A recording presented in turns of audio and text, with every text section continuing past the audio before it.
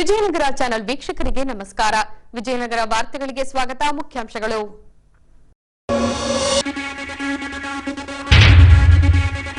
ದಿನಾಂಕ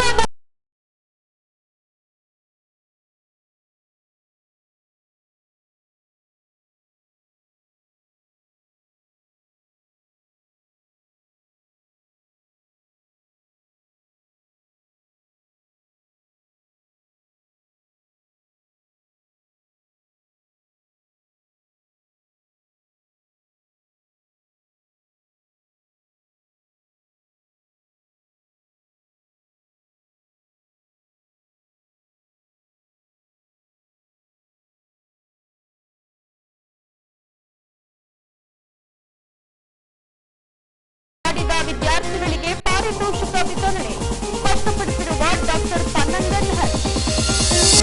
ಈಗ ವಾರ್ತೆಗಳ ವಿವರ. ರಾಷ್ಟ್ರಪಿತ ಮಹಾತ್ಮ ಗಾಂಧೀಜಿಯವರ ಜಯಂತಿಯ ಮುನ್ನಾ ದಿನದಂದು ನಗರದಲ್ಲಿ ಸ್ವಚ್ಛತಾ ಅಭಿಯಾನವನ್ನು ಏರ್ಪಡಿಸಲಾಗಿತ್ತು.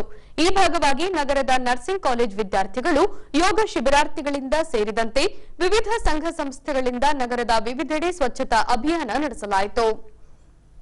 ಹೌದು, ಗ್ಲೋಬಲ್ ಲವಿಸರ್ ಚಾರಿಟಬಲ್ ಟ್ರಸ್ಟ್ನ ಸದಸ್ಯರು ಸರ್ಕಾರಿ 100 ಹಾಸಿಗೆ ಆಸ್ಪತ್ರೆಗೆ ಆಗಮಿಸಿ ಆಸ್ಪತ್ರೆಯ ಆವರಣದಲ್ಲಿನ ಗಿಡಗಂಟಿಗಳನ್ನು ತೆರವುಗೊಳಿಸಿ ಕಸ ಗುಡಿಸಿದ ಬಳಿಕ ಬ್ಲೀಚಿಂಗ್ ಪೌಡರ್ ಸಿಂಪಡಿಸುವ ಮೂಲಕ ಸ್ವಚ್ಛತೆ ಕುರಿತಾಗಿ ಸಾರ್ವಜನಿಕರಲ್ಲಿ ಜಾಗೃತಿ ಮೂಡಿಸಿದರು. ಹೊಸಪೇಟೆ ನಗರದಲ್ಲಿ 100 ಬೆಡ್ ಹಾಸ್ಪಿಟಲ್ ಇರ್ತದೆ, ಸರ್ಕಾರಿ ಆಸ್ಪತ್ರೆ. ಅದು ಸಾರ್ವಜನಿಕ ಸ್ಥಳ ಆಗಿರೋದ್ರಿಂದ ಅಲ್ಲಿ ಬಹಳ ಈ ತರದ್ದು ಸ್ವಚ್ಛತೆ ತೊಂದರೆ ಇದೆ ಅಂತ ಅನ್ನೋದಕ್ಕೋಸ್ಕರ ಇವತ್ತು ನಾವು ಈ ಒಂದು ಸ್ಥಳವನ್ನು ಆಯ್ಕೆ ಮಾಡಿಕೊಂಡು ಬೆಳಗ್ಗೆ ಒಂದು ಆಂದೋಲನ, ಒಂದು ಬೃಹತ್ ಸ್ವಚ್ಛತಾ ಒಂದು ಕ್ಯಾಂಪೇನ್ನ ನಾವು ಇಲ್ಲಿ ಮಾಡಿರ್ತೀವಿ.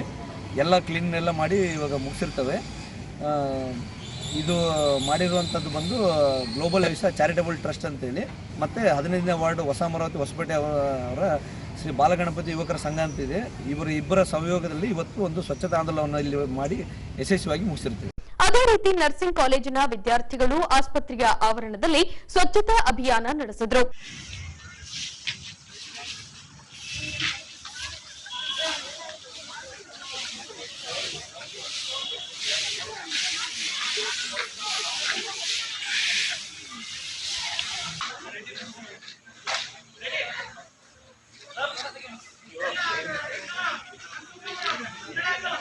ಇನ್ನು ಶ್ರೀರಾಮುಲು ಉದ್ಯಾನವನದಲ್ಲಿ ಯೋಗ ಶಿಬಿರಾರ್ಥಿಗಳಿಂದ ಕಸ ಗುಡಿಸುವ ಮೂಲಕ ಸ್ವಚ್ಛತಾ ಅಭಿಯಾನ ನಡೆಸಿದ್ರು.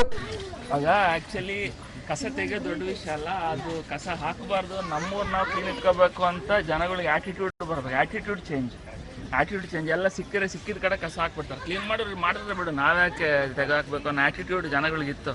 ರೋಡಲ್ಲಿ ಬಿಸಾಕೋದು ಎಲ್ಲ ಭಾಳ ವರ್ಷಗಳಿಂದ ಬಂದ್ಬಿಟ್ಟಿದೆ. ಅದನ್ನು ಚೇಂಜ್ ಮಾಡೋಕ್ಕೆ ಮೈಂಡ್ ಸೆಟ್ ಚೇಂಜ್ ಮಾಡೋದು ಅಂದರೆ ನಮ್ಮೂರನ್ನ ನಾವು ಕ್ಲೀನ್ ಇಟ್ಕೋಬೇಕು ಅಂತ ಚಿಕ್ಕ ಹುಡುಗರಿಗೆ, ಕಾಲೇಜ್ ಮಕ್ಕಳಿಗೆ, ಚಿಕ್ಕವ್ರಿಗೆ, ದೊಡ್ಡವ್ರಿಗೆ ಎಲ್ಲರೂ ನಾವು ಎತ್ತಕ್ಕೆ ನಾವು ನೆಕ್ಸ್ಟ್ ಟೈಮ್ ಗ್ಯಾರಂಟಿ ಕಸ ಹಾಕಲ್ಲ. ಸೊ ಅದಕ್ಕೋಸ್ಕರನೇ ಈ ಸ್ವಚ್ಛತಾ ಅಭಿಯಾನ ಗೌರ್ಮೆಂಟ್ ಆಫ್ ಇಂಡಿಯಾ ಕಡೆಯಿಂದ ಮಾಡಿದ್ದಾರೆ. ಭಾಳ ಸಂತೋಷ, ನಾವು ಅದರಲ್ಲಿ ಪಾಲ್ಗೊಂಡಿದ್ದಕ್ಕೆ ಭಾಳ ಸಂತೋಷ ಆಗಿದೆ ಅಂತ ಹೇಳ್ತಾರೆ. ಅದೇ ರೀತಿ ಹೊಸಪೇಟೆ ಬಿಜೆಪಿ ಮಂಡಲದಿಂದ ಭಟ್ರಹಳ್ಳಿ ಆಂಜನೇಯ ಸ್ವಾಮಿ ದೇಗುಲದ ಆವರಣದಲ್ಲಿ ಸ್ವಚ್ಛತಾ ಅಭಿಯಾನ ನಡೆಸಲಾಯಿತು. ಈ ವೇಳೆ ಸಮಾಜ ಸೇವಕ ಸಿದ್ಧಾರ್ಥ ಸಿಂಗ್ ರವರು ಪಾಲ್ಗೊಂಡು ಸ್ವಚ್ಛತೆ ಕುರಿತು ಸಾರ್ವಜನಿಕರಲ್ಲಿ ಜಾಗೃತಿ ಮೂಡಿಸಿದರು. ಈ ದಿನ ಅಕ್ಟೋಬರ್ 1ರಂದು ನಮ್ಮ ದೇಶದ ಪ್ರಧಾನಮಂತ್ರಿಗಳು ಸನ್ಮಾನ್ಯ ಶ್ರೀ ನರೇಂದ್ರ ಮೋದಿಜಿ ಅವರು ಕೊಟ್ಟಿದ್ದ ಕರೆಯನ್ನು ಇಡೀ ದೇಶಾದ್ಯಂತ ರಾಷ್ಟ್ರಕ್ಕೋಸ್ಕರ 1 ತಾಸು ಶ್ರಮದಾನವನ್ನು ಮಾಡಿ ಸ್ವಚ್ಛತಾ ಅಭಿಯಾನದಲ್ಲಿ ಎಲ್ಲರೂ ಪಾಲ್ಗೊಳ್ಳಬೇಕು ಅನ್ನೋ ಒಂದು ಮನವಿಯನ್ನು ಪ್ರಧಾನಮಂತ್ರಿಗಳು ಮಾಡಿಕೊಂಡಿದ್ದರು. ಇದೇ ರೀತಿಯಲ್ಲಿ 1963ರಲ್ಲಿ ಸಿಂಗಾಪುರಿನ ಅಂದಿನ ಪ್ರಧಾನಮಂತ್ರಿಗಳು ದೇಶದಲ್ಲಿ ಒಂದು ಚಳುವಳಿಯನ್ನು ಪ್ರಾರಂಭ ಮಾಡಿದರು. ಇವತ್ತು ಅತ್ಯಂತ ಸ್ವಚ್ಛ ದೇಶ ಆಗಿ ಹೊರಹೊಮ್ಮಿರ್ತಕ್ಕಂಥ ಸಿಂಗಾಪುರ ದೇಶದ ಒಂದು ಮಾದರಿಯಂತೆ ನಮ್ಮ ಭಾರತ ದೇಶನೂ ಅತ್ಯಂತ ಸ್ವಚ್ಛತಾ ಇರ್ತಕ್ಕಂಥ ಒಂದು ವ್ಯವಸ್ಥೆಯಲ್ಲಿ ನಾವು ಎಲ್ಲರೂ ದೇಶವನ್ನು ನಡೆಸ್ಕೊಂಡು ಹೋಗಬೇಕು ಅನ್ನೋ ಒಂದು ನಿಟ್ಟಿನಲ್ಲಿ ಇವತ್ತು ಪ್ರಧಾನಮಂತ್ರಿಗಳು ನಮ್ಮೆಲ್ಲರನ್ನ ಈ ಒಂದು ಕರೆಯನ್ನು ಕೊಟ್ಟಿದ್ದಾರೆ. ನಮ್ಮ ವಿಜಯನಗರ ಕ್ಷೇತ್ರದ ಜಿಲ್ಲಾ ಮಟ್ಟದ ಒಂದು ಕಾರ್ಯಾಲಯದ ಒಂದು ಆವರಣದಲ್ಲಿ ಇವತ್ತು ಪಕ್ಷದ ಕಾರ್ಯಕರ್ತರೆಲ್ಲರೂ ನಾವು ಸೇರಿ ಸ್ವಚ್ಛತಾ ಅಭಿಯಾನವನ್ನು ಮುಂದೂಡಿಕೊಂಡು ಹೋಗ್ತಾ ಇದ್ದೀವಿ. ಧನ್ಯವಾದ. ಇನ್ನು ಎಂಜೆ ನಗರದಲ್ಲಿ ಆದಾಯ ತೆರಿಗೆ ಇಲಾಖೆ, ರೋಟರಿ ಕ್ಲಬ್ ಹಾಗೂ ಹೊಸಪೇಟೆ ನಗರಸಭೆಯ ಸಹಯೋಗದಲ್ಲಿ ಸ್ವಚ್ಛತಾ ಅಭಿಯಾನ ನಡೆಸಲಾಯಿತು. ಸ್ವಚ್ಛತೆ ಅನ್ನೋದು ಎಲ್ಲ ಒಂದು ವಿಷಯಗಳಲ್ಲೂ ಯಾವುದೇ ಒಂದು ವಿಷಯ ನಾವು ಸ್ಟಾರ್ಟ್ ಮಾಡ್ಬೇಕಾದ್ರೆ ಚಾರಿಟಿ ಬಿಗಿನ್ಸ್ ಫ್ರಮ್ ಹೋಮ್ ಅಂತ ಹೇಳೋ ಥರ ಬಿಗಿನ್ಸ್ ಅಟ್ ಹೋಮ್. ಸೊ ಏನೇ ಒಂದು ಕೆಲಸ ನಾವು ಮಾಡೋಕ್ಕೆ ಮುಂಚೆ ನಾವು ಮನೆಯಲ್ಲಿ ಯಾವ ಥರ ಸ್ವಚ್ಛತೆ, ನಾವು ಎಲ್ಲೆಲ್ಲಿ ನಾವು ಮನೆಯಲ್ಲಿ ಯಾವ ಥರ ಹೌಸ್ ಕೀಪಿಂಗ್ ಮಾಡ್ತೀವಿ ಅದೇ ಥರ ನಮ್ಮ ಸುತ್ತಮುತ್ತಲಿನ ಪರಿಸರನನ್ನು ಸ್ವಚ್ಛವಾಗಿ ಇಟ್ಕೊಳ್ಳುವಂಥದ್ದು ಈಗ ಭಾಳ ಮುಖ್ಯ. 2014ರಲ್ಲಿ ಮೋದಿಜಿಯವರು ಅಧಿಕಾರ ವಹಿಸ್ಕೊಂಡ ಮೇಲೆ, ಪ್ರಧಾನಮಂತ್ರಿಯಾಗಿ ಅಧಿಕಾರ ಸ್ವೀಕರಿಸಿದ ಮೇಲೆ ಸ್ವಚ್ಛತೆ ಬಗ್ಗೆ ಹೆಚ್ಚಿನ ಗಮನ ಕೊಡುವಂಥದ್ದು ಅದೊಂದು ದೊಡ್ಡ ಡ್ರೈವ್ ಶುರು ಆಯಿತು. ಆವಾಗ ಅವರು ಕರೆ ಕೊಟ್ಟಿದ್ದರು ಸ್ವಚ್ಛತೆಗೋಸ್ಕರ. ಆವಾಗ ಇವರು ಯಾವತ್ತೂ 125 ಕರೋಡ್ ಭಾರತೀಯ ಅಂತೇಳಿ ಬಿತ್ತರು ಅಂತ ಹೇಳಿ ಮಾತಾಡ್ತಾ ಇದ್ರು. 125 ಕೋಟಿ ಜನ ಸ್ವಚ್ಛತೆ ಬಗ್ಗೆ ಒಂದು ಹೆಜ್ಜೆ ಇಟ್ಟರೆ 125 ಕೋಟಿ ಹೆಜ್ಜೆ ಆಗುತ್ತೆ ಅಂತಂದ್ಬಿಟ್ಟು ಅಂತ. ಆ ಮಾತಲ್ಲಿ ಎಷ್ಟು ಅರ್ಥ ಇದೆ ಅನ್ನೋದನ್ನು ನಾವು ಮನಗಾಣಿಸ್ಬೇಕಾಗತ್ತೆ. ಯಾಕಂತಂದರೆ ಸ್ವಚ್ಛತೆ ಅನ್ನೋದನ್ನು ನಾವು ಬರೀ ನೋಡೋಕ್ಕಾಗಲಿ ಸುಂದರವಾಗಿರಬೇಕು ಅನ್ನೋದಲ್ಲ, ಆರೋಗ್ಯ ದೃಷ್ಟಿಯಿಂದ ಇರ್ಬೋದು, ನಮ್ಮ ದೈನಂದಿನ ಕಾರ್ಯಕ್ರಮಗಳಲ್ಲಿ ನಾವು ಆಕ್ಟಿವ್ ಆಗಿ ತೊಡಗಿಸ್ಕೊಳ್ಳೋದಕ್ಕೆ ಸ್ವಚ್ಛತೆ ಅನ್ನೋದು ಭಾಳ ಮುಖ್ಯವಾಗಿರ್ತದೆ. ನಮ್ಮ ಸುತ್ತಮುತ್ತಲಿನ ಪರಿಸರನೂ ಅದೇ ಥರ ಸ್ವಚ್ಛತೆ ಬಗ್ಗೆ ಗಮನ ಕೊಟ್ಟರೆ ನಾವೆಲ್ಲೋ ಹೋಗ್ತೀವಿ, ಯಾವುದೋ ಒಂದು ವಿದೇಶಗಳಿಗೆ ಹೋದಾಗ ಪಾಲಿನಲ್ಲಿ ಎಷ್ಟು ಚೆನ್ನಾಗಿದೆ, ರೋಡ್ ಚೆನ್ನಾಗಿದೆ, ಇದು ಚೆನ್ನಾಗಿದೆ ಅಂತಂದರೆ ಅದೇನೇನೋ ಮಾಯ ರಾತ್ರೋರಾತ್ರಿ ಇದಾಗಿರೋ ಅಂಥದ್ದಲ್ಲ. ಎಲ್ಲ ಜನತೆಯೂ ಸೇರಿ ಅದರ ಬಗ್ಗೆ ಕಾಳಜಿ ಕೊಡ್ತಾ ಇದ್ದಾರೆ ಅಂತ ಅರ್ಥ. ಹಾಗಾಗಿ ದಯವಿಟ್ಟು ಈ ಸ್ವಚ್ಛತೆ ಬಗ್ಗೆ ಕಾಳಜಿ ಮಾಡಬೇಕು. ಮತ್ತು ಇನ್ನೊಂದು, ಪ್ರತಿದಿನ ನಾವು ಮುನ್ಸಿಪಲ್ ವ್ಯಾನ್ ನೋಡ್ತೀವಿ. ಮುನ್ಸಿಪಲ್ ವ್ಯಾನ್ ಬಂದಾಗ ಪ್ರತಿದಿನ ನಾವು ಅವರು ಅಕ್ಕ ತಂಗಿಯರೇ ಅಣ್ಣ ತಮ್ಮಂದಿರಂತ ಅಕ್ಕ ತಂಗಿಯರ ಬಗ್ಗೆ ಭಾಳ ಮಾತಾಡ್ತಾನೆ ಮುನ್ಸಿಪಲ್ ವ್ಯಾನಲ್ಲಿ. ಏನು ಹೇಳ್ತಾನೆ ಅಂದರೆ ಸ್ವಚ್ಛತೆನ green waste and dry waste ಅಂತೇಳಿ ಎರಡನ್ನು ವಿಂಗಡಿಸೋವಂಥ ಕೆಲಸ ಭಾಳ ಕಡೆ ಆಗ್ತಾ ಇದೆ. ಆದರೆ ನಮ್ಮ ಹೊಸಪೇಟೆನಲ್ಲಿ ನೀವು ಎಷ್ಟೋ ಜನ ಒಂದು ಸಮಾಜ ಸೇವಕಿಯರಿದ್ದೀರಿ, ಆದರೆ ಇದನ್ನ ಮಹಿಳೆಯರೇ ಡ್ರೈವ್ ತಗೋಬೇಕು ಅಂತ ನಾನು ಈ ಮೂಲಕ ವಿನಂತಿ ಮಾಡ್ತಾ ಇದ್ದೀನಿ. ಅದೇ ರೀತಿ ಹೊಸಪೇಟೆ ನಗರಸಭೆಯ ಅಧ್ಯಕ್ಷರು, ಪೌರಾಯುಕ್ತರು ಹಾಗೂ ಸದಸ್ಯರು ಸೇರಿದಂತೆ ಸಿಬ್ಬಂದಿ ವರ್ಗದಿಂದ ಜಂಬುನಾಥ ರಸ್ತೆಯಲ್ಲಿ ಕಸ ಗುಡಿಸುವ ಮೂಲಕ ಸ್ವಚ್ಛತೆ ಕುರಿತಾಗಿ ಸಾರ್ವಜನಿಕರಲ್ಲಿ ಜಾಗೃತಿ ಮೂಡಿಸಲಾಯಿತು. ಈ ಭಾರತ ಸರ್ಕಾರ ಮತ್ತು ಕರ್ನಾಟಕ ಸರ್ಕಾರ ಗಾಂಧಿ ಜಯಂತಿ ಅಂತಂದು ಅಕ್ಟೋಬರ್ 2 ಮತ್ತು ಅಕ್ಟೋಬರ್ 1ರಂತೆ ಸರ್ಕಾರವು ನಿರ್ದೇಶಿಸಿದಂತೆ ಸ್ವಚ್ಛತಾ ಕಾರ್ಯಕ್ರಮ ಎಲ್ಲರೂ ಕೈಗೊಂಡು ಯಾರದೇ ಸಾರ್ವಜನಿಕರು ರಸ್ತೆಯಲ್ಲಿ ಬಿಸಿ ಹಾಕೋದಾಗಲಿ, ಆಮೇಲೆ ಸಾರ್ವಜನಿಕರ ಸ್ಥಳದಲ್ಲಿ ಹಾಕೋದಾಗಲಿ ಮಾಡಬಾರ್ದು. ಅದೇ ರೀತಿಯಿಂದ ಗಲೀಜು ಕೂಡ ಮಾಡಬಾರ್ದು. ನಮ್ಮ ನಗರಸಭೆಯಿಂದ ವೆಹಿಕಲ್ ಬರ್ತವೆ, ಆ ವೆಹಿಕಲ್ನಲ್ಲಿ ಡಂಪ್ ಮಾಡಿ ಸಾರ್ವಜನಿಕರು ಸಹಕರಿಸಬೇಕಂತ ನಾನು ವಿನಂತಿ ಮೂಲಕ ಕೇಳ್ಕೊಳ್ಳುತ್ತೇನೆ. ಇವತ್ತಿನ ದಿವಸ ಏಕ್ ದಿವಸ ಏಕ್ ಗಂಟಾ ಇದು ಸ್ವಚ್ಛ ಕಾರ್ಯಕ್ರಮವನ್ನು ಸ್ವಚ್ಛತಾ ಸಾರವನ್ನಾಗಿ ಮಾನ್ಯ ಘನ ಸರ್ಕಾರವು ಆದೇಶಿಸಿದ್ದು, ಆ ಸರ್ಕಾರದ ಆದೇಶದಂತೆ ಇವತ್ತು ನಮ್ಮ ಎಲ್ಲ ಪೌರ ಕಾರ್ಮಿಕರಿಂದ ಸ್ವಚ್ಛತಾ ಕಾರ್ಯಕ್ರಮವನ್ನು ಇದು ಹೊಸಪೇಟೆ ನಗರಸಭೆಯಲ್ಲಿ ಕೈಗೊಳ್ಳಲಾಗಿದೆ. ಹಾಗೂ ಎಲ್ಲೆಲ್ಲಿ ಇದೆ ಇದು ಕೂಡ ಅಲ್ಲಿ ಕೂಡ ಇವತ್ತು ಸಾಯಂಕಾಲವರೆಗೂ ನಾನು ಕ್ಲಿಯರ್ ಮಾಡಿಸಿ, ಆಮೇಲೆ ಸ್ವಚ್ಛತಾದನ್ನು ಎಲ್ಲರೂ ಸಾರ್ವಜನಿಕರು ಸಹಕರಿಸಿದರೆ ಮಾತ್ರ ಇದಾಗುತ್ತೆ ಅಂತ ನಾನು ವಿನಂತಿಪೂರ್ವಕ ಮಾನ್ಯ ಎಲ್ಲ ಸಾರ್ವಜನಿಕರಲ್ಲಿ ಕೇಳಿಕೊಳ್ಳುತ್ತೇನೆ. ಕರ್ನಾಟಕ ರಾಜ್ಯ ಬಳ್ಳಾರಿ ವೃತ್ತ ವಿಜಯನಗರ ಪ್ರಾದೇಶಿಕ ವಿಭಾಗದಲ್ಲಿ ಅರಣ್ಯ ಇಲಾಖೆಗೆ ಸಂಬಂಧಿಸಿದಂತೆ ಪ್ರಗತಿ ಪರಿಶೀಲನಾ ಸಭೆಯನ್ನ ಏರ್ಪಡಿಸಲಾಗಿತ್ತು. ಅರಣ್ಯ ಪ್ರದೇಶದ ಒತ್ತುವರಿಯನ್ನ ತೆರವುಗೊಳಿಸಲು ಅಧಿಕಾರಿಗಳಿಗೆ ಸೂಚಿಸಲಾಗುತ್ತಿದೆ ಎಂದು ಅರಣ್ಯ ಸಚಿವ ಈಶ್ವರ್ ಖಂಡ್ರೆರವರು ಈ ವೇಳೆ ಮಾಧ್ಯಮಗಳಿಗೆ ತಿಳಿಸಿದ್ದಾರೆ. ಈ ಅಂಶಕ್ಕೆ ಸಂಬಂಧಿಸಿದಂತೆ ಸ್ಥಳೀಯ ಶಾಸಕ ಎಚ್ಆರ್ ಗವಿಯಪ್ಪ ಹಾಗೂ ಅರಣ್ಯ ಇಲಾಖಾ ಅಧಿಕಾರಿಗಳೊಂದಿಗೆ ದರೋಜೆ ಕರಡಿಧಾಮಕ್ಕೆ ಆಗಮಿಸಿದ ಅರಣ್ಯ ಸಚಿವ ಈಶ್ವರ್ ಖಂಡ್ರೆರವರು ದರೋಜೆ ಕರಡಿಧಾಮ ಪ್ರಕೃತಿ ನಿರೂಪಣಾ ಕೇಂದ್ರದ ಆವರಣದಲ್ಲಿ ಸಸಿ ನೆಡುವ ಮೂಲಕ ಪರಿಸರ ಸಂರಕ್ಷಣೆ ಕುರಿತಾಗಿ ಜಾಗೃತಿ ಮೂಡಿಸಿದರು. ಇನ್ನು ಪ್ರಗತಿ ಪರಿಶೀಲನಾ ಸಭೆಯ ಮುನ್ನ ಮಾಧ್ಯಮ ಮಿತ್ರರೊಂದಿಗೆ ಮಾತನಾಡಿದ ಅವರು, ಮಾನವ ಪ್ರಾಣಿ ಸಂಘರ್ಷ ತಪ್ಪಿಸಲು ಇಲಾಖೆಯ ವತಿಯಿಂದ ಅನೇಕ ಕಾರ್ಯಕ್ರಮಗಳನ್ನು ಹಾಕಿಕೊಳ್ಳಲಾಗಿದೆ. ಮನುಷ್ಯನ ಜೀವ ಉಳಿಸುವುದು ನಮ್ಮ ಮೊದಲ ಕರ್ತವ್ಯ. ರಾಜ್ಯದಲ್ಲಿ ಆನೆಗಳಿಂದ ಮುಖ್ಯವಾಗಿ ತೊಂದರೆಯಾಗುತ್ತಿದೆ. ಹುಲಿ, ಚಿರತೆ, ಕರಡಿ ದಾಳಿಗಳನ್ನು ಸರ್ಕಾರ ಗಂಭೀರವಾಗಿ ಪರಿಗಣಿಸಿದೆ. ಬೋನುಗಳನ್ನು ಅಳವಡಿಸುವುದು, ಪ್ರಾಣಿಗಳ ಬಗ್ಗೆ ಅರಿವು ಮೂಡಿಸುವುದು ಸಹಿತ ಹಲವಾರು ಕ್ರಮಗಳನ್ನು ಕೈಗೊಳ್ಳಲಾಗುತ್ತಿದೆ ಎಂದರು. ಬಳ್ಳಾರಿ ಮತ್ತು ವಿಜಯನಗರ ಜಿಲ್ಲೆಗಳ ಅರಣ್ಯ ಇಲಾಖೆ ಅಧಿಕಾರಿಗಳ ಜೊತೆ ಅರಣ್ಯ ಮತ್ತು ಪರಿಸರ ಇಲಾಖೆಗೆ ಸಂಬಂಧಿಸಿದಂತೆ ಸಭೆ ಕೈಗೊಂಡು ಈ ಭಾಗದಲ್ಲಿ ಅಕ್ರಮ ಗಣಿಗಾರಿಕೆ, ಮರ ಕಡಿತ ಹಾಗೂ ಅರಣ್ಯ ಒತ್ತುವರಿ ತೆರವಿಗೆ ಸೂಚನೆ ನೀಡಲಾಗುತ್ತದೆ ಎಂದು ಹೇಳಿದರು. ಅರಣ್ಯ ಇಲಾಖೆ ಮತ್ತು ನಮ್ಮ ಪರಿಸರ ಇಲಾಖೆಯ ಪ್ರಗತಿ ಪರಿಶೀಲನೆ ಸಭೆ ಇಟ್ಟುಕೊಂಡಿದ್ದೇನೆ. ಈ ಸಭೆಯಲ್ಲಿ ವಿಶೇಷವಾಗಿ ಅರಣ್ಯ ಸಂರಕ್ಷಣೆ ಮಾಡುವಂಥದ್ದು, ವನ್ಯಜೀವಿಗಳ ಸಂರಕ್ಷಣೆ ಮಾಡುವಂಥದ್ದು, ಪರಿಸರ ಉಳಿಸುವಂಥದ್ದು, ಪ್ರಕೃತಿ ಉಳಿಸುವಂಥದ್ದು. ಈ ವರ್ಷ ನಾವೇನು ಗುರಿ ಕೊಟ್ಟಿದ್ದೇವೆ, 5 ಕೋಟಿ ಸಸಿ ನೆಡಬೇಕು ಅಂತ ಗುರಿ ಕೊಟ್ಟಿದ್ದೇವೆ. ತೃಪ್ತಿಕರವಾದಂಥ ಒಂದು ಸಾಧನೆ ಇಲ್ಲಿ ಆಗಿದೆ. ಅದರ ಜೊತೆಯಲ್ಲಿ ಅಕ್ರಮವಾಗಿ ಗಣಿಗಾರಿಕೆ ಮಾಡುವಂಥದ್ದು ಇರ್ಬೋದು, ಮರಗಳ ಕಡಿತ ಮಾಡುವಂಥದ್ದಿರ್ಬೋದು, ಇವೆಲ್ಲ ಅನೇಕ ವಿಚಾರಗಳ ಬಗ್ಗೆ ಚರ್ಚೆ ಮಾಡ್ತಾ ಇದ್ದೇವೆ. ಎಲ್ಲಿ ಇವತ್ತು ಅರಣ್ಯ ಒತ್ತುವರಿ ಆಗಿದೆ, ಒತ್ತುವರಿ ತೆರವುಗೊಳಿಸುವಂಥ ಸಂಬಂಧದಲ್ಲಿನೂ ಇವತ್ತು ನಾನು ನಮ್ಮ ಅಧಿಕಾರಿಗಳಿಗೆ ಸೂಚನೆಯನ್ನು ಕೊಡ್ತಾ ಇದ್ದೇನೆ.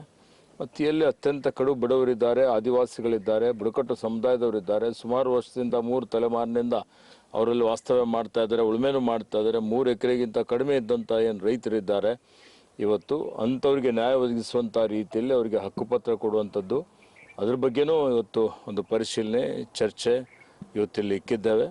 ವಿಜಯನಗರ ಹೊಸ ಜಿಲ್ಲೆ ಇದೆ, ಭಾಳ ಸಂಪದ್ಭರಿತವಾದಂಥ ಒಂದು ಜಿಲ್ಲೆಯಲ್ಲಿ ತುಂಗಭದ್ರಾ ಹರಿಯುತ್ತದೆ. ಇಲ್ಲಿ ಅತ್ಯಂತ ಶ್ರೀಮಂತವಾದಂಥ ಒಂದು ಅರಣ್ಯ ಕ್ಷೇತ್ರ ಇದೆ.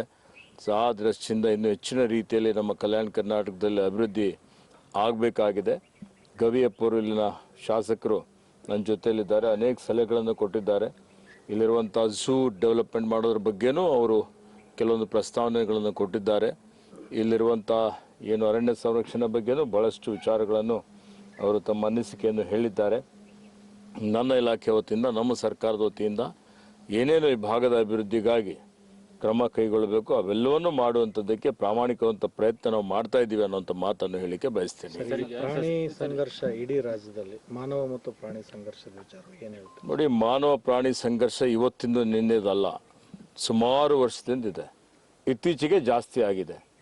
ಯಾಕೆ ಜಾಸ್ತಿ ಆಗ್ತಾ ಇದೆ? ಏನು ಮನುಷ್ಯನೇ ಇವತ್ತು ಪ್ರಾಣಿ ಹತ್ರ ಅರಣ್ಯದಲ್ಲಿ ಹೋಗ್ತಾ ಇದ್ದಾನ, ಅಥವಾ ಪ್ರಾಣಿಗಳು ಅರಣ್ಯದ ಹೊರಗಡೆ ಬರ್ತಾ ಇದ್ದಾವ? ನಗರೀಕರಣ ಆಗ್ತಾ ಇದೆ, ನಾವು ನೋಡ್ತಾ ಇದ್ದೇವೆ. ಪ್ರಾಣಿಗಳಿಗೆ ಏನೇನು ಬೇಕಾಗಿದೆ, ಅವಕ್ಕೆ ಆಹಾರ ಬೇಕು, ಪ್ರಾಣಿಗಳಿಗೆ ನೀರು ಬೇಕು, ಅವೆಲ್ಲವನ್ನೂ ಅಲ್ಲಿಂದಲ್ಲೇ ಒದಗಿಸುವಂಥ ಕೆಲಸ ಮಾಡಬೇಕು ಅಂತೇಳಿ ನಾನು ಪದೇ ಪದೇ ನಮ್ಮ ಅರಣ್ಯ ಇಲಾಖೆ ಅಧಿಕಾರಿಗಳಿಗೆ ಸೂಚನೆ ಕೊಟ್ಟಿದ್ದೇನೆ. ಅದರ ಬಗ್ಗೆ ಅನೇಕ ಕಾರ್ಯಕ್ರಮಗಳು ಹಾಕಿಕೊಂಡಿದ್ದೇವೆ. ಮಾನವ ಪ್ರಾಣಿ ಹಾನಿಯನ್ನು ಆಗ್ತಾ ಇದೆ, ಜನರೇನು ಇವತ್ತು ಸಾವಿಗೀಡಾಗ್ತಾ ಇದ್ದಾರೆ. ಇದನ್ನು ತಡೆಗಟ್ಟುವಂಥದ್ದು ಭಾಳ ಅವಶ್ಯಕತೆ ಇದೆ. ಇವತ್ತು ಜೀವ ಅತ್ಯಮೂಲ್ಯವಾದಂಥದ್ದು, ಜೀವವನ್ನು ರಕ್ಷಣೆ ಮಾಡುವಂಥದ್ದು ನಮ್ಮೆಲ್ಲರ ಆದ್ಯ ಕರ್ತವ್ಯ, ಮೊದಲನೇ ಕರ್ತವ್ಯ. ಹೀಗಾಗಿ ಅಲ್ಲಿ ಆನೆಗಳಿಂದ ಭಾಳ ತೊಂದರೆ ಆಗ್ತದೆ. ನಮ್ಮಲ್ಲಿ ಎಲ್ಲಕ್ಕಿಂತ ಇಡೀ ದೇಶದಲ್ಲಿ ಎಲ್ಲಕ್ಕಿಂತ ಹೆಚ್ಚಿನ ಆನೆ 6395 ಆನೆಗಳಿದ್ದಾವೆ ನಮ್ಮ ರಾಜ್ಯದಲ್ಲಿ. ಇಡೀ ದೇಶಕ್ಕೆ ನಂಬರ್ 1 ಆನೆ ಸಂಖ್ಯೆಯಲ್ಲಿ. ಹೀಗಾಗಿ ಆ ಆನೆಗಳಿಗೆ ತಡೆಗಟ್ಟಲಿಕ್ಕೆ ಇವತ್ತು ನಾವು ರೈಲ್ವೆ ಬ್ಯಾರಿಕೇಡ್ ಮಾಡುವಂಥದ್ದಕ್ಕೆ ಸುಮಾರು 641 ಕಿಲೋಮೀಟರ್ ಮಾಡಬೇಕು ಅಂದರೆ 310 ಕಿಲೋಮೀಟರ್ ಮಾಡಿದ್ದೇವೆ. ಇನ್ನು 331 ಕಿಲೋಮೀಟರ್ ಮಾಡುವಂಥದ್ದು ಬಾಕಿ ಇತ್ತು. ಅವಶ್ಯಕತೆ ಇರುವಂಥ ಅನುದಾನ ಮಾನ್ಯ ಮುಖ್ಯಮಂತ್ರಿಗಳು ಕೊಡ್ತೀವಿ ಅನ್ನೋಂಥ ಭರವಸೆ ಕೊಟ್ಟಿದ್ದಾರೆ. ಕಾಯವ್ಯದಲ್ಲಿ 120 ಕೋಟಿ ಇಕ್ಕಿದ್ದಾರೆ. ಆ ಒಂದು ಕಾಮಗಾರಿ ಪ್ರಾರಂಭ ಮಾಡ್ತಾ ಇದ್ದೇವೆ. ಆನೆ ಕಂದಕ ನಿರ್ಮಾಣ ಮಾಡುವಂಥದ್ದು ಇರ್ಬೋದು, ಅಥವಾ ಇವತ್ತು ಸೋಲಾರ್ ಫೆನ್ಸಿಂಗ್ ಮಾಡುವಂಥದ್ದು ಇರ್ಬೋದು. ಇವೆಲ್ಲ ರೀತಿಯ ಇವತ್ತು ಎಲ್ಲೆಲ್ಲಿ ಆನೆ ಉಪಟಳ ಇದೆ ಅಂಥ ಕಡೆ ಆನೆ ಕಾರ್ಯಪಡೆ, ಇವತ್ತೇನು ಎಲಿಫೆಂಟ್ ಟಾಸ್ಕ್ ಫೋರ್ಸ್, ನಾನು ಬಂದ ಮೇಲೆ ಸುಮಾರು 2 ಟಾಸ್ಕ್ ಫೋರ್ಸ್ ಜಾಸ್ತಿ ಮಾಡಿದ್ದೇವೆ. ಬೇಕಾಗುವಂಥ ಸಲಕರಣೆಗಳು ಕೊಡ್ತಾ ಇದ್ದೇವೆ, ಸ್ಟ್ರೆಂಗ್ದನ್ ಮಾಡುವಂಥ ಕೆಲಸನೂ ಮಾಡ್ತಾ ಇದ್ದೇವೆ. ಹೀಗಾಗಿ ಆನೆ ಮತ್ತು ವನ್ಯಜೀವಿಗಳ ಸಂಘರ್ಷ ಏನಿದೆ, ಈ ಸಂಘರ್ಷದಲ್ಲಿ ಯಾವುದೇ ರೀತಿಯ ಹಾನಿ ಆಗದ ರೀತಿಯಲ್ಲಿ ಕ್ರಮ ತೆಗೆದುಕೊಳ್ಳಲಿಕ್ಕೆ ಪ್ರಾಮಾಣಿಕವಂತ ಪ್ರಯತ್ನ ನಮ್ಮ ಇಲಾಖೆ ಮಾಡ್ತಾ ಇದೆ. ಕಬ್ಬು ಬೆಳೆಗಾರರ ಹಿತದೃಷ್ಟಿಯಿಂದ ಮಾಜಿ ಸಚಿವ ಆನಂದ್ ಸಿಂಗ್ ರವರಿಂದ ಜಂಬುನಾಥಹಳ್ಳಿ ಪ್ರದೇಶದಲ್ಲಿ ಸಕ್ಕರೆ ಕಾರ್ಖಾನೆ ಸ್ಥಾಪಿಸಲು 80 ಎಕರೆ ಜಮೀನನ್ನ ಗುರುತಿಸಿ ಸರ್ಕಾರದಿಂದ ಮಂಜೂರಾತಿಯನ್ನ ಪಡೆಯಲಾಗಿತ್ತು. ಆದರೆ ಕಡಿಮೆ ವೆಚ್ಚದಲ್ಲಿ ಮಾರಾಟ ಮಾಡಲಾಗುತ್ತಿದೆ ಎಂದು ಆರೋಪಿಸಿರುವ ಹಾಲಿ ಶಾಸಕ ಎಚ್ಆರ್ ಗವಿಯಪ್ಪನವರು ಮಂಜೂರಾತಿ ಆದೇಶವನ್ನ ಹಿಂಪಡೆಯುವಂತೆ ಜಿಲ್ಲಾಧಿಕಾರಿಗಳಿಗೆ ಪತ್ರ ಬರೆದು ಸದರಿ ಜಮೀನಿನಲ್ಲಿ ಬಡವರಿಗೆ ನಿವೇಶನ ಹಂಚಿಕೆ ಮಾಡಲು ಸೂಚಿಸಿದ್ದಾರೆ. ಈ ಅಂಶಕ್ಕೆ ಸಂಬಂಧಿಸಿದಂತೆ ಸುದ್ದಿಗೋಷ್ಠಿ ಕೈಗೊಂಡಿದ್ದ ಮಾಜಿ ಸಚಿವ ಆನಂದ್ ಸಿಂಗ್ ರವರು ಮಾಧ್ಯಮ ಮಿತ್ರರೊಂದಿಗೆ ಮಾತನಾಡಿ, ಸಕ್ಕರೆ ಕಾರ್ಖಾನೆ ಸ್ಥಾಪಿಸಲು ಜಂಬುನಾಥಹಳ್ಳಿ ಪ್ರದೇಶದಲ್ಲಿ ಸರ್ಕಾರಕ್ಕೆ ಸೇರಿದ 80 ಎಕರೆ ಪ್ರದೇಶವನ್ನ ಸರ್ಕಾರದಿಂದ ಮಂಜೂರಾತಿ ಪಡೆಯಲಾಗಿತ್ತು. ಸಕ್ಕರೆ ಕಾರ್ಖಾನೆ ಸ್ಥಾಪಿಸಲು ಕನಿಷ್ಠ 150 ಎಕರೆ ಬೇಕಾಗುತ್ತದೆ. ಪಕ್ಕದಲ್ಲೇ ಆರ್ಬಿಎಸ್ಎಸ್ ಗಣಿ ಮಾಲೀಕರು 82 ಎಕರೆ ಪ್ರದೇಶವನ್ನ ಲೀಸ್ಗೆ ಪಡೆದಿದ್ದು ಅದು ಮುಂದಿನ ವರ್ಷ ಪೂರ್ಣಗೊಳ್ಳಲಿದೆ.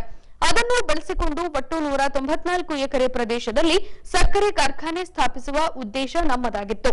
ಈಗ ಮಂಜೂರಾತಿಗೆ ಸ್ಥಳೀಯ ಶಾಸಕರಿಂದ ತಡೆ ಹಿಡಿಯಲಾಗಿದೆ. ಕಬ್ಬು ಬೆಳೆ ರೈತರ ಹಿತದೃಷ್ಟಿಯಿಂದ ಆದಷ್ಟು ಬೇಗ ಸೂಕ್ತ ಪ್ರದೇಶ ಹುಡುಕಿ ಸಕ್ಕರೆ ಕಾರ್ಖಾನೆ ಸ್ಥಾಪನೆ ಮಾಡಲಿ. ಇಲ್ಲದಿದ್ದಲ್ಲಿ ಸರ್ಕಾರ ಜಮೀನು ನೀಡಿದ್ದಲ್ಲಿ ನಾನೇ ಸಕ್ಕರೆ ಕಾರ್ಖಾನೆ ಸ್ಥಾಪಿಸಿ ಕಬ್ಬು ಬೆಳೆ ರೈತರ ಹಿತ ಕಾಪಾಡುತ್ತೇನೆಂದು ತಿಳಿಸಿದ್ದಾರೆ. ಈಗ ಸಕ್ಕರೆ ಕಾರ್ಖಾನೆ ಹಾಕಬೇಕಂದಾಗ ಬರೀ 80 ಎಕರೆನಲ್ಲಿ ಸಕ್ಕರೆ ಕಾರ್ಖಾನೆ ಹಾಕೋಕೆ ಸಾಧ್ಯ ಇಲ್ಲ. ಸುಮಾರು 150 ಎಕರೆ ಮಿನಿಮಮ್ ಬೇಕು, ಮಿನಿಮಮ್ ಕನಿಷ್ಠ. ಆ 80 ಎಕರೆ ಬಂದು ಪ್ಯೂರು ಸರ್ಕಾರದ ರೆವಿನ್ಯೂ ಜಾಗ, ಅದು ಯಾವುದೇ ರೈತರ ಜಾಗ ಅಲ್ಲ.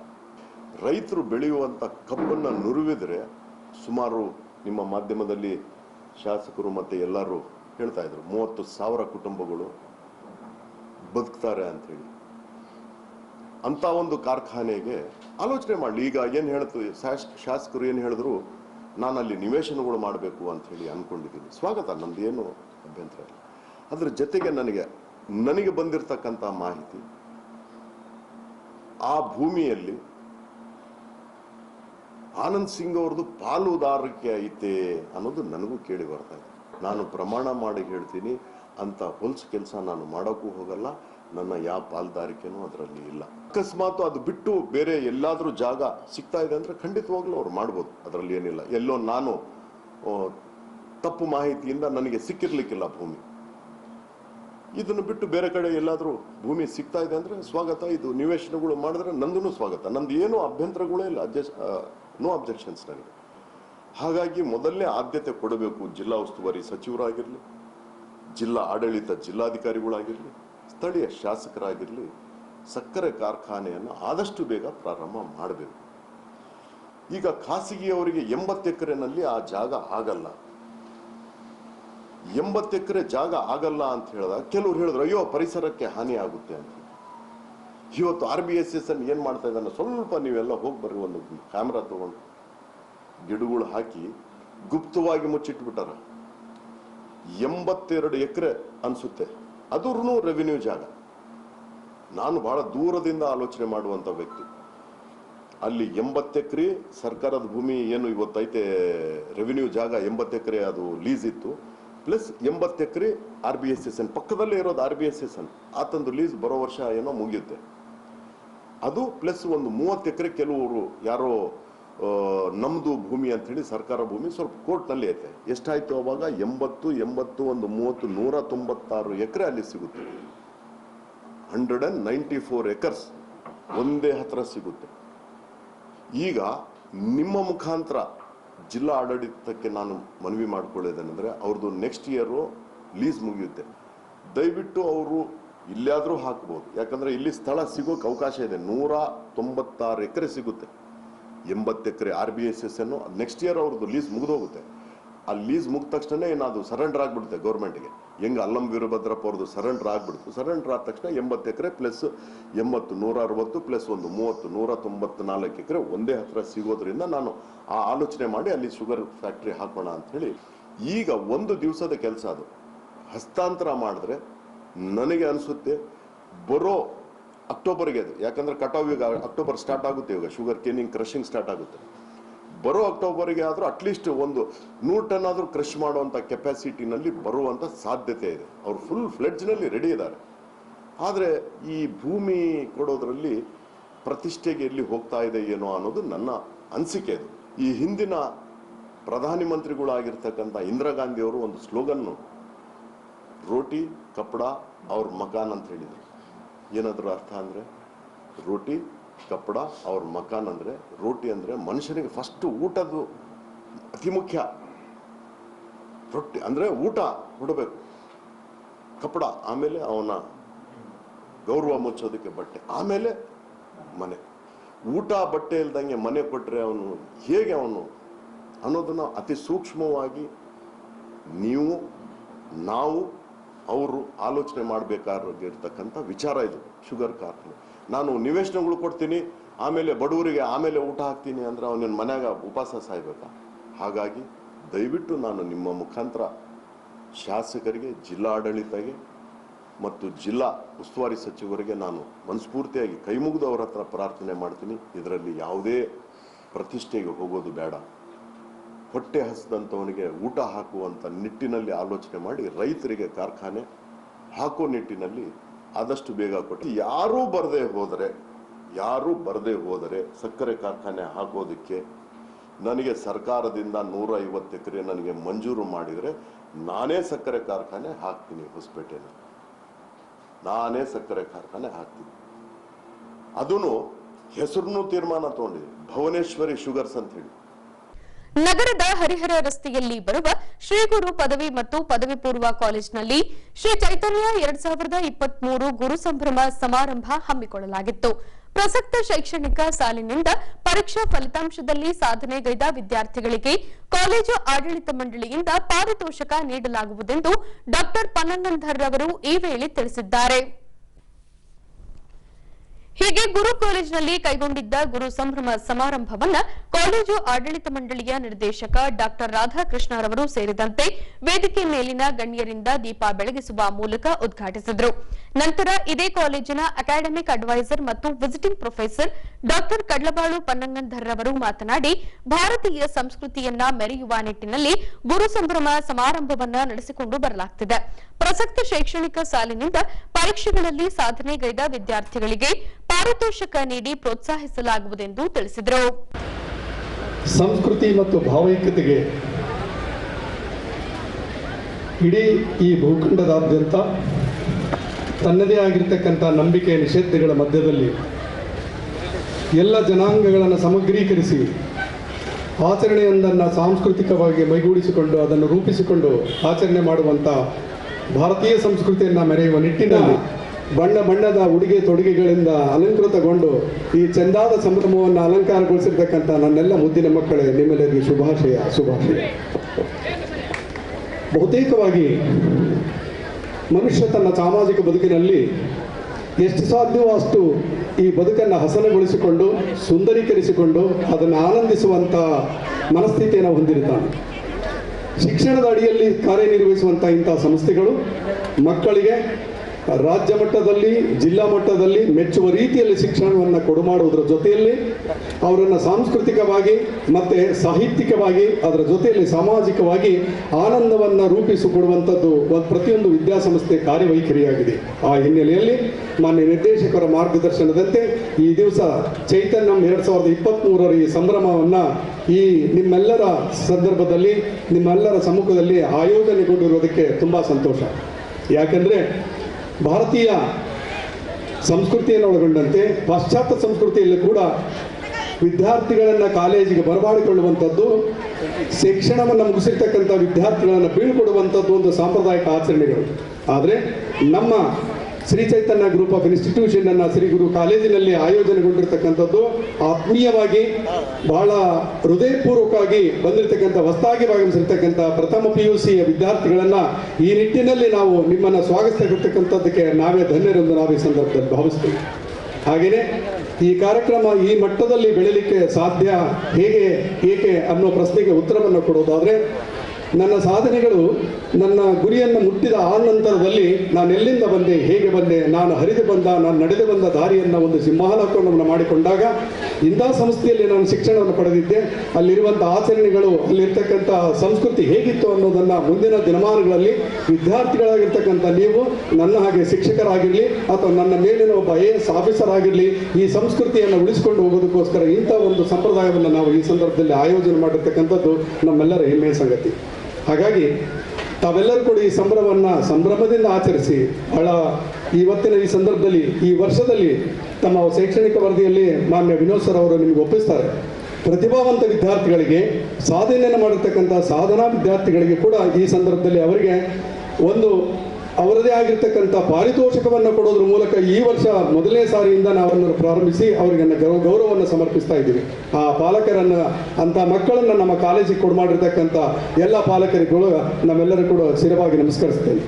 ತಂದೆ ತಾಯಿ ಆಸೆಯನ್ನು ಈಡೇರಿಸಿದರೆ ಈ ದೇಶಕ್ಕೆ ನೀವು ಮಾದರಿ ಆಗ್ತೀರಿ ಅನ್ನುವಂಥ ಒಂದು ನುಡಿಮುತ್ತನ್ನು ಹೇಳೋದ್ರ ಜೊತೆಯಲ್ಲಿ ನನ್ನಂಥ ಒಬ್ಬ ನಿವೃತ್ತಿ ಆಗಿರ್ತಕ್ಕಂಥ ಪ್ರಾಂಶುಪಾಲರು ಇಂಥ ಒಂದು ಶಿಕ್ಷಣ ಸಂಸ್ಥೆಗಳಲ್ಲಿ ಮತ್ತೆ ಅಧ್ಯಾಪಕರಾಗಿ ಕರ್ತವ್ಯವನ್ನು ಮಾಡುವಂಥ ಅವಕಾಶವನ್ನು ಕೊಟ್ಟಿರ್ತಕ್ಕಂಥ ಸಂಸ್ಥೆಗೂ ಮತ್ತು ಈ ಸಮಯಕ್ಕೂ ನಿಮ್ಮೆಲ್ಲರೂ ಇವತ್ತು ನಾನು 66 ವರ್ಷದ ಒಬ್ಬ ಸೀನಿಯರ್ ಸಿಟಿಜನ್ನು ಇಷ್ಟು ಆರೋಗ್ಯಪೂರ್ಣವಾಗಿ ನಿಮ್ಮ ಎದುರಿಗೆ ಬಂದು ನಿಂತು ಮಾತಾಡ್ತಿದ್ದೀನಿ ಅಂತ ಹೇಳಿದ್ರೆ ಅದಕ್ಕೆಲ್ಲ ಕಾರಣ ನನ್ನ ಆಹಾರ ಅಲ್ಲ, ನನ್ನ ಉಡುಗೆ ತೊಡುಗೆ ಅಲ್ಲ, ಅದೆಲ್ಲದು ನೀವು ಕೊಡು ಮಾಡಿರ್ತಕ್ಕಂಥದ್ದು. ವಿದ್ಯಾರ್ಥಿಗಳ ನಗು ಮೊಗ ಇದೆಯಲ್ಲ, ಅದು ನಮ್ಮನ್ನು ಜೀವಂತವಾಗಿರಿಸುತ್ತೆ. ಹಾಗಾಗಿ ನಾನು ಧನ್ಯ ಅಂತ ಭಾವಿಸುತ್ತಾ ಈಗ ನಗರಸಭೆ ಪ್ರಕಟಣೆ. ನಗರದ 2ನೇ ಹಂತ ರಾ ವಾಟರ್ ಘಟಕದಲ್ಲಿ ಹೊಸದಾಗಿ ಮೋಟಾರ್ ಪಂಪ್ ಹಾಗೂ ಸ್ಟಾರ್ಟರ್ ಹಾಗೂ ಇನ್ನಿತರೆ ಸಾಮಗ್ರಿಗಳನ್ನು ಅಳವಡಿಸುವ ಕಾರ್ಯ ಪ್ರಗತಿಯಲ್ಲಿರುವುದರಿಂದ ದಿನಾಂಕ 3/10/2023 ಮತ್ತು 4/10/2023 ರಂದು 2 ದಿನ ನಗರದ 7 ಕೇರಿಗಳು, ಮೆಹಬೂಬ್ ನಗರ, ಜಂಬುನಾಥ ನಗರ, ಅಂಬೇಡ್ಕರ್ ನಗರ, ಕಂಚಗಾರಪೇಟೆ, ಅನಂತಶಯನಗುಡಿ, ನೆಹರು ಕಾಲೋನಿ, ವಿವೇಕಾನಂದ ನಗರ, ಆಕಾಶವಾಣಿ ಏರಿಯಾ, ಮೂರುಗೇರಿ, ಜಿಗಳಿಕಟ್ಟೆ ಏರಿಯಾ, ಜೆಪಿ ನಗರ, ಟಿಬಿ ಡ್ಯಾಂ ಏರಿಯಾ, ಕಾರಿಗನೂರು, ಸಂಕ್ಲಾಪುರ, ಕೊಂಡನಾಯಕನಹಳ್ಳಿ, ಬಿಟಿಆರ್ ನಗರ, ಸಿದ್ದಲಿಂಗಪ್ಪ ಚೌಕಿ, ಚಪ್ಪರದಹಳ್ಳಿ ಏರಿಯಾ ಹಾಗೂ ಇನ್ನಿತರೆ ಏರಿಯಾಗಳಲ್ಲಿ ಕುಡಿಯುವ ನೀರು ಸರಬರಾಜು ಮಾಡಲಾಗುವುದಿಲ್ಲ. ಕಾರಣ ಸಾರ್ವಜನಿಕರು ನಗರಸಭೆಯೊಂದಿಗೆ ಸಹಕರಿಸಲು ಕೋರಲಾಗಿದೆ. ಈಗ ಪೊಲೀಸ್ ಪ್ರಕಟಣೆ. ಎಷ್ಟೇ ಹಳೆಯ ಬಂಗಾರವಿರಲಿ, ಪಾಲಿಶ್ ಮಾಡಿದ ಮೇಲೆ ಹೊಸದೇ ರೀತಿಯಲ್ಲಿ ಕಾಣ್ತದೆ ತಾಯಿ, ನೋಡಿ.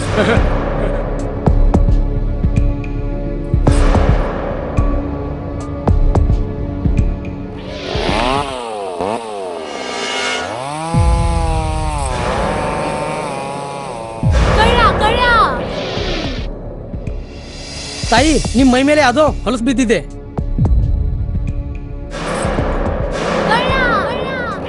ಇಲ್ಲಿ ತಾಯಿ, ನಾನು ಪೊಲೀಸ್. ಅಲ್ಲಿ ಮುಂದೆ ದಾರಿಲಿ ದೊಡ್ಡ ಗಲಾಟೆ ಆಗಿದೆ. ಮತ್ ನೀವು ಇಷ್ಟೆಲ್ಲ ಒಡವೆ ಹಾಕೊಂಡು ತಿರುಗಾಡ್ತಾ ಇದ್ದೀರಾ. ಈ ಒಡವೆಗಳನ್ನ ಈ ವಸ್ತ್ರದಲ್ಲಿ ಕಟ್ಟಿ ಪರ್ಸ್ನಲ್ಲಿ ಇಡಿ. ಹಾಕಿ ಪರ್ಸ್ನಲ್ಲಿ ಇಡೋಣ. ಅಲ್ಲೇ ಮುಂದ್ಗಡೆ ಆಗಿದೆ. ಇದು ತಗೊಳ್ಳಿ ತಾಯಿ, ನಾನು ಬರ್ತೀನಿ. ಈ ಕಡೆಯಿಂದ ಹೋಗಿ.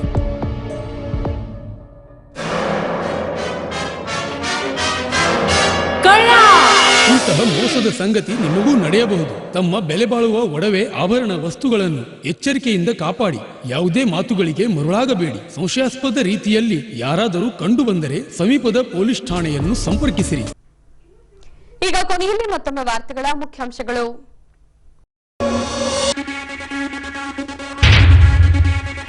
ದಿನಾಂಕ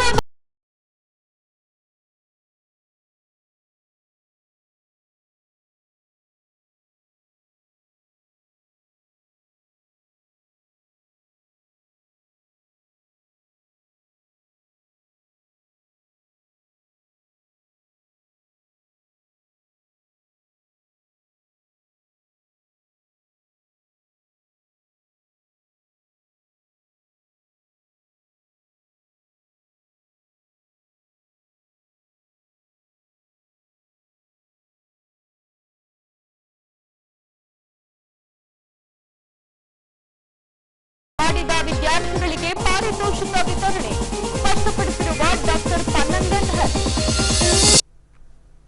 ಇಲ್ಲಿಗೆ ವಾರ್ತಾ ಪ್ರಸಾರ ಮುಕ್ತಾಯವಾಯಿತು. ದೈನಂದಿನ ಆಗುಹೋಗುಗಳ ಮಾಹಿತಿಗಾಗಿ ವೀಕ್ಷಿಸಿ ವಿಜಯನಗರ ಸುದ್ದಿವಾಹಿನಿ. ನಾನು ತೇಜಸ್ವಿನಿ ಪಿ ಪಾಟೀಲ್. ನಮಸ್ಕಾರ.